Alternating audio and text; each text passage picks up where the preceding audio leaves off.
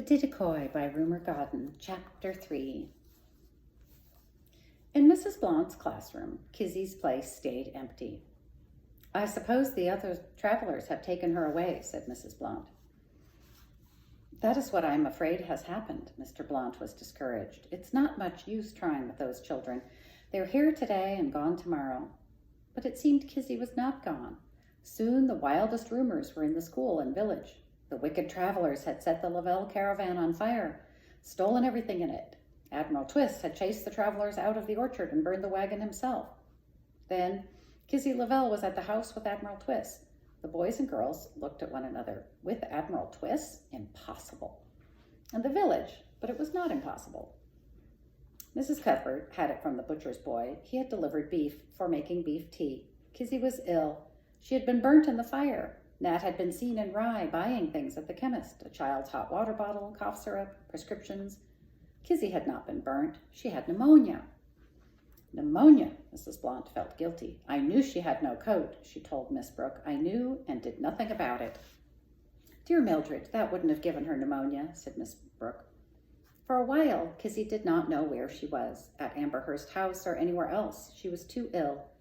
There were days of pain and struggling for breath. Peters sponged her burning forehead and wrists with cool water, gave her sips of water or ice cream, but to her he was only a face that loomed near and went away. There were nights when she cried out or screamed in terror about Joe and the knacker, the wagon and flames, Boyo, Mrs. Doe's slap, about school. The Admiral, who sat up with her, learned a great deal about school in those nights. "Diddakoi," cried Kizzy. "Gypsy, gypsy, joker, get a red-hot poker. When's your birthday? Bump, bump. Don't pull my hair, don't." It rose to a shriek, and the Admiral had to quiet her. He, Peters, and Nat took it in turns to stay with Kizzy, and it was amazing how gentle and thorough were those male hands that lifted her, changed her, tended her, but Kizzy did not know anything about it until she woke one morning when outside the sun was shining from a sky as blue as the quilt that covered her, and she found herself in a small room, sparsely furnished as old-fashioned rooms for children often were, a little shabby, but with a fire burning that sent firelight up the walls. The wallpaper had a pattern of apple blossom, faded now so that it was only a suggestion, but in her haziness, it made Kizzy feel she was back in the orchard. Yet when she looked at herself, was it herself? Were those her own hands and arms? And as she looked under the bedclothes, her own legs? She was wearing a striped jacket and trousers, and "I'm clean," thought Kizzy. She had a moment of panic. Then Nat was there with his comforting horse smell. "It's all right, you're at the house," said Nat. "Joe?" croaked Kizzy. "Safe and well and waiting for the buttercups. Now drink this," said Nat. "Who is going to look after her?" asked Mrs. Blount. "They are," said Miss Brooke. "Those 3 men? But how can they?" And that was what the village asked. How can they? Poor mite in that great house, and men can't look after a sick child. Mrs. Cuthbert said it positively, but the Admiral, Peters, and Nat looked after Kizzy so well that Dr. Harwell had to agree she did not need a nurse. It was Peters who washed her and gave her a blanket bath every day, washing her with warm water and soap as gently as any woman, an arm or leg at a time, the rest folded in warm blankets. It was Peters who sent Nat into Rye to buy bath powder, a brush and comb, and pajamas.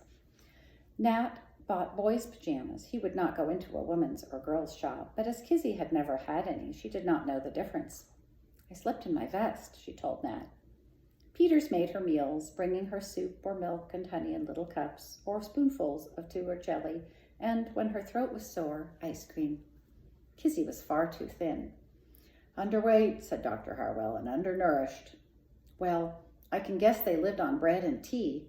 Admiral Twist was vexed with himself. Mrs. Lavelle had probably grown too old to cook. "It seems the child wouldn't eat the school dinners. Her teacher thinks the other children told her that hers weren't paid for." "Not only that," said Mr. Blount, who had come up to the house about Kizzy. "She tore her meat with her fingers, and that shocked them." "I ought to have thought about food," said the Admiral. "I knew the child was there, but one scarcely ever saw her." Now Peters was building Kizzy up in every way. "Drink this up, saucepot. Now, I don't want a crumb left of that." He kept her room cleaned and polished, with a fire that burned day and night. When it was dusk, Kizzy lay and watched the firelight flickering on the walls and ceiling. The fire made work. Peters had to carry coals up twice a day. But an electric fire dries the air, said Peters. Not good for her lungs. When he was busy, Nat came and sat with her. He rubbed her back. Coo, your bones stick out like chickens, said Nat, and told her stories of the horses he had looked after, of Royal, who had run in the Derby, and the Admiral's favorite show hunter, Rainbird. Best of all classes at Richmond. I'll show you his cups and some of the rosettes when you are well. But even Nat's stories were not as good as the Admiral's, especially the one about Joe. He told Kizzy how Joe had been foaled. Must be 28 years ago. He's one of the oldest horses I've ever seen. Foaled on a farm in Antrim, which is in Ireland. How he had been trained as a hunter, lunged over fences, and as a 5-year-old had been taken to Dublin for the summer show. How he had been bought and traveled on the ferry to England, and of the cups and rosettes he, like Rainbird, had won. How one day Joe had put his foot in a rabbit hole and broken a bone in his fetlock, so he couldn't jump anymore. Then how Kizzy's grandfather had bought Joe in a sale, and Joe had pulled the wagon along the country lanes in England, following the strawberry, hops, and apple picking from Kent to Worcester and back again, but always ending up in the Admiral's orchard to spend the winter, until at last he had stayed there all the time with Gran. It was a made-up story, of course, but it might have been Joe, asked Kizzy. It easily might, said the Admiral. Every morning he would wrap her in the camel hair dressing gown and carry her to the window, and Nat brought Joe and his halter onto the drive below. Then the Admiral would put Kizzy in a small rocking chair. She was allowed to sit up now. Tuck a rug around her, and Peters would bring their 11s on a silver tray, a mug of milk for Kizzy, coffee for the Admiral, and they would have them together. These days of convalescence were perhaps the happiest Kizzy had ever known. With Gran, she had been content, but now she was radiantly happy until she had a visitor, said Kizzy. I am Kizzy Lavelle's teacher. May I see her, please? It was Peters' afternoon out, and when the bell rang, Admiral Twist answered the door. You would never have been let in else, said Mrs. Cuthbert. It isn't curiosity, Mrs. Blount told the Admiral quickly, and what could I do but let her in, he told Peters afterwards. Kizzy, said the Admiral when he had opened the bedroom door, your teacher has come to see you. But where was Kizzy? At the words teacher, she had dived to the bottom of the bed under the bedclothes. School doesn't seem to be popular, said the Admiral. Mrs. Blount was distressed. I tried, indeed I did, but some of them teased her. Children can be cruel. Perhaps if I had done what Miss Brooke said. What did she say? Try to make them interested in her, make her romantic. I thought it was rather nonsense at the time. Sounds more like sense. And the Admiral asked, is that the Miss Brooke who has just been made a magistrate? I never know how to place Olivia Brooke, Mrs. Cuthbert had to admit. It was annoying, as usually. Given half an hour, she had people clearly and properly labeled. As if we were all tidy glass jars, said Miss Brooke. Glass jars? I never said that, Mrs. Cuthbert was nettled. And what do you think people are? More like caves to explore, said Miss Brooke. Mysterious caves. One never gets to the end of them. Well, if anyone's mysterious, Olivia, you are. Miss Brooke had bought the cottage and appeared in the village without any explanation. The village liked things explained, but Miss Brooke had seemed to be so busy making her new garden that she had little time to talk, and though Olivia, as they soon called her, was perfectly friendly, for all her probings, Mrs. Cuthbert had learned little more. Miss Brooke was small and, when you really look at her, said Mrs. Cuthbert, very plain, with a pale face and mouse hair twisted into a bun, but her hazel eyes were remarkable and deceived one into thinking her pretty, which was odd, as she did not seem to bother much about clothes and never went to a hairdresser. Mrs. Cuthbert knew, too, that she had strange habits. Mildred Blount had told her how the supper things were often left unwashed because Miss Brooke wanted to listen to music. Nor would she answer the door while it was going on. Sometimes she doesn't do a thing in the house but make her bed, Mrs. Blount reported. She goes straight out to the garden. If it's a fine day, why not? Miss Brooke asked, unperturbed. She doesn't seem to care a fig what people think, said Mrs. Blount, and yet she's not proud. You couldn't call her that. No, said Mrs. Cuthbert. Mr. Blount was a staunch admirer. Look how she took Mildred and me in when we were waiting for our house. Kindness itself. Yes, said Mrs. Cuthbert. The truth was that Miss Brooke had a poise for which Mrs. Cuthbert could see no reason. She was obviously poor. The cottage was simple, almost to bareness. And she makes her own bread. I like making it, said Miss Brooke. She would bake and garden, but would not sew or knit or join the flower arranging classes for which Mrs. Cuthbert was recruiting. But you're so fond of flowers, Olivia. In my garden or in cottage bunches, said Miss Brooke. She would take the most menial tasks at village gatherings, seeming to prefer washing up behind the scenes to figuring on committees or meeting people. Even when the princess came to open the hospital wing, said Mrs. Blount, so that it was a shock to the village when Miss Brooke was made a justice of the peace. They must know something about her we don't, said Mrs. Blount. Still, I don't understand it, said Mrs. Cuthbert, who would dearly have liked to be a magistrate herself. She's so mousy and quiet. Perhaps it's because she is quiet. That was the vicar. She listens and doesn't interrupt. And lets you get a word in, said Dr. Harwell, who had wanted her on the hospital board. In fact, Miss Brooke could have been on several committees, but unlike Mrs. Cuthbert, did not want to be. The court work is enough if I do it properly, said Miss Brooke, and I like my house and garden. If you ask me, she'd rather talk to flowers than humans, said Mrs. Cuthbert. The Admiral would have understood that. He would rather have talked to horses, and she seems a wise person, he said now. Mrs. Blount blushed. It was almost as if he had called her unwise, and she turned to the little mound hidden far down in the bed. Kizzy, come out, she coaxed. I have something for you, something she ought to have had long ago, she told the Admiral. It might have prevented this. I blame myself. Admiral Twist stripped off the bedclothes, took Kizzy, and sat her upright against her pillows. Sit up at once, he said sternly. Give your hand to your teacher and say, how do you do? We don't behave like this at Amberhurst. Kizzy reluctantly held out her hand.